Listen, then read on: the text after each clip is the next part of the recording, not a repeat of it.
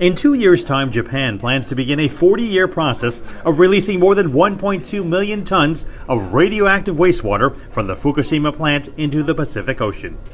It's always legitimate to have concerns. I mean, we have been using the oceans as a giant garbage can for millennia. One of the things that I looked at specifically for Fukushima is where it sits relative to the currents in the Pacific Ocean. And it sits right next to a current that pulls it right off into the North Pacific seas. Oceanographer and geologist Kat Ruiz is constantly examining the chemistry of California waters and the life it supports.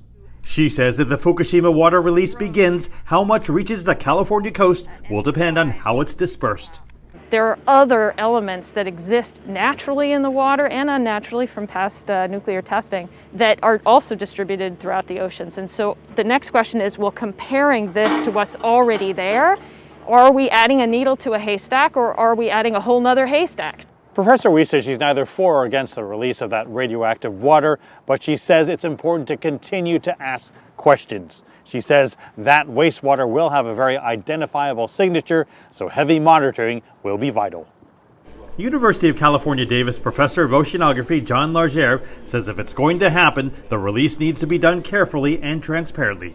Release maybe a little bit if that's the way you're going to go, and then track it and see what happens and see if it really does dilute enough as your models suggest or not. So it becomes an experiment. That way it's number one, a responsible way to do it, and number two, at least learn something from it, which might help the ocean in the long run. But the stakes may be higher for the U.S. state of Alaska, where scientists say contaminants could find their way sooner and in higher concentrations. Alaskan marine conservation biologist Richard Steiner just returned from a week-long trip where he studied everything from sea lions to whales to seabirds.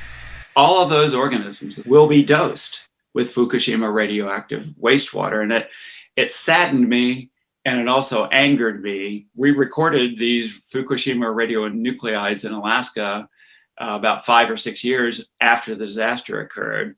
They are here. They went into the Arctic Ocean. There was concern about them showing up in seafood. It did. Steiner says the wastewater contains more than 50 hazardous radionuclides, some with half-lives of hundreds and even thousands of years. What really concerns us is the wastewater treatment system they have there right now, what they call the advanced liquid processing system, really is not up to the job, and I think they know it.